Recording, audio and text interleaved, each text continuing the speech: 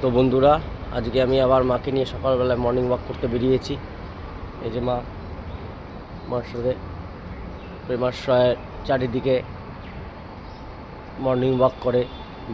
অনেক বড় লম্বা লবি, এখানে পেশেন্টদের মর্নিং ওয়াক করার জন্য সুন্দর গার্ডেন, গ্রাস সব কিছুই আছে।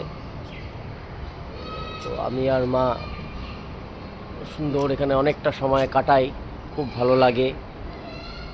আর পেশেন্টদের সবসময় শুয়ে থাকলেও চলবে না, যতটা সম্ভব যতটা সম্ভব হাঁটাচলা করতে হবে, এক্সারসাইজ করতে হবে, ভালো মতন খাবার দাবার খেতে হবে, ওষুধপত্র টাইমলি খেতে হবে। না হলে পরে শুয়ে থাকাটা ভালো না আর কি। যতটা সম্ভব নিজের শরীরকে অ্যাক্টিভ রাখতে হবে, তাতে অনেকটা মানুষ মানসিক শক্তি পেয়েও অনেকটা সুস্থ হয় এবং ভালোর দিকে এগোতে থাকে। মা, এটা কেমন লাগছে? খুব ভালো লাগছে দেখে।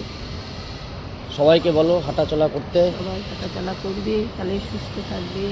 খাওয়া দাওয়া খেতে হবে, খাওয়া দাওয়া খেতে হবে, রেস্ট নিতে হবে, সবই করতে হবে, ব্যায়াম করতে হবে, সব করতে হবে, তাহলেই সুস্থ থাকবে মানুষ। ঠিক আছে, সবাই শুনলে মার বক্তব্য। তো মাকে নিয়ে হাঁটি। আবার পরবর্তী ভিডিওতে মার সাথে আমার রোজ দিন কেমন কাটে, কেমনভাবে মাকে আমি কেয়ার করি বা মা আমার যত্ন করে এই অবস্থাতেও, সেগুলো তুলে ধরবো, যাতে আপনারাও জানবেন এবং নিজেদের পরিবারে পাশে দাঁড়াতে পারবেন। এটা ক্যান্টিনের পিছন দিকটা, প্রেমাশ্রয়।